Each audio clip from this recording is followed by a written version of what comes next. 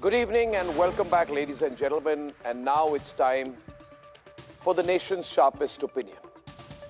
Before I begin the nation's sharpest opinion, I'm happy to inform you that the Republic Media Network, which is among the most watched and followed and loved networks of the country, is going all out to bring you fantastic coverage before and after the 22nd of January. In the lead up, we have dozens of crews, dozens of anchors, dozens of reporters, live reporting units, the best technology, studios in Lucknow, in Ayodhya, all set to bring you dramatic minute-to-minute coverage. And the reason we are dedicating so many resources to this coverage is principally because, as a network, we believe that there is nothing wrong with being pro-Hindu. I'll make it absolutely clear. As long as you're not against any other religion, there is nothing wrong in being pro-Hindu. Now, why is this shocking for so many other people in the media? I don't understand. India's population is more than 80% Hindu. Do you have to be anti-Hindu to be secular or to be accepted?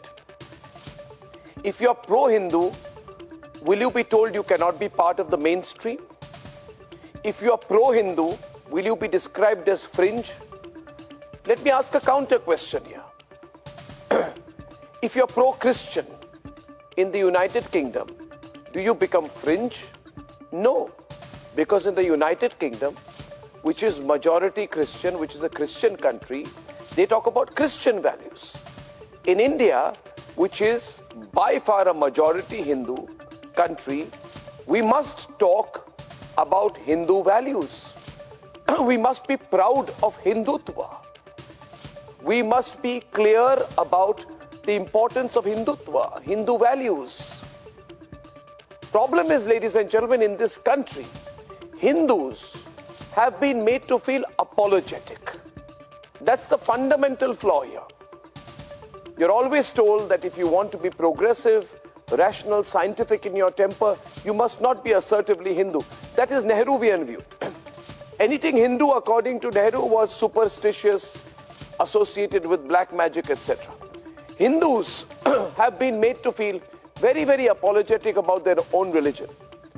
Remember from Jawaharlal Nehru stalling the Somnath temple after Sardar Patel passed away, to Narasimha Rao keeping high-level Hindu sons hanging, waiting endlessly on the Ram Janmabhoomi movement, to Hindus being labeled as terrorists by the Congress party after 26/11. Why? Because the Congress party loves Pakistan. To Manmohan Singh's comment that minorities, especially Muslims, remember, he specifically said Muslims must have the first right to resources. In other words, Manmohan Singh felt that everything in the country, the first right was to Muslims. If Muslims did not want it, you can decide who else can get it. State after state, Congress government after Congress government doling out one scheme and freebie after the other to minorities. Not for Hindus. I have no doubt in my mind, ladies and gentlemen, that history has been witness to the subjugation, to the insubordination, and to a deliberate attempt to making irrelevant the Hindus of our country by way of faith, people, contribution in history. History is replete with instances to this day when a Mughal mindset is celebrated. Mughal mindset, they always say Mughal mindset. Akbar the Great. The Mughal mindset must be celebrated. Aurangzeb must be celebrated. Roads must be named after Aurangzeb. Monuments must be named after Humayun. But a Hindu awakening, which is happening everywhere today, there is an awakening. I travel across the country. Wherever I go today, people are proudly saying, they're so proud of saying they're Hindu. It's almost as if they say it with a sense of relief. You know, viewers, sometimes I meet a 75-year-old, 80-year-old men and women in airports and they come and say, Ki beta, we are feeling so happy today that we are saying we are Hindu. And I say, why did you not say earlier? They said to me, that beta we used to feel earlier. That if you say you are Hindu, you would be clubbed as a fringe element, assertive, घर के अंदर कहो हिंदू हो, घर के बाहर कभी मत कहना कि हिंदू हो. This is a reality. So I am saying, this channel is pro-Hindu. We are not anti anyone. We are pro all religions. Today, when a moment that Hindus have been waiting for 500 years, and who says Hindus don't have patience? Since this case is going on since the second part of the 19th century, to a moment that Lord Ram's birthplace is rightfully restored. It's a restoration. It's a restoration of rights. There was a hope, I'm sure, by this anti-Hindu brigade that Hindus will not take this as a moment of pride. Because even in this moment, you want Hindus to feel apologetic. Oh, your temple has been built on our land, your temple has been built over our mosque, your temple has been built over this, over that, your temple is being built because we allowed you to. No.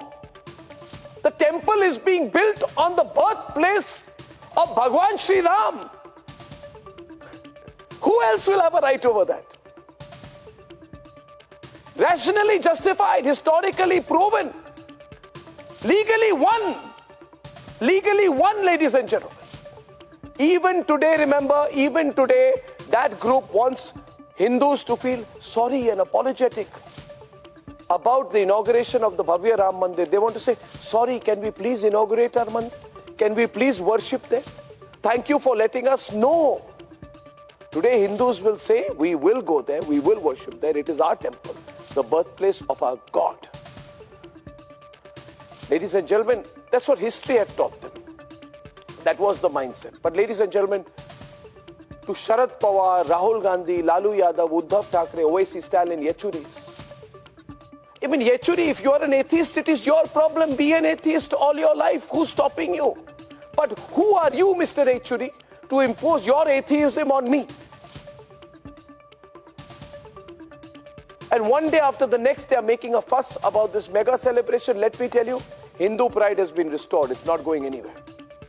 Hindu pride is strong. Hindus are saying openly today everywhere, we are Hindus and we are so proud of our religion, our culture, our history, our civilization, and everything that has been bequeathed to our future generations for it. Between now and the 22nd and beyond it, Hindu pride will always be loud in its celebration. It will not be intimidated by what Mughal historians. From Mughal historians, I include Mughal historians down to Romila Thapar. As far as I am concerned, she is also a Mughal historian. She may be crawling, be subservient, apologetic to the Mughals. That's Romila Thapar's problem. My view is that the Hindu has risen. And that rising of the Hindu pride is the best thing that is happening for the future of this country. That's my view. Now let's have our big Friday debate.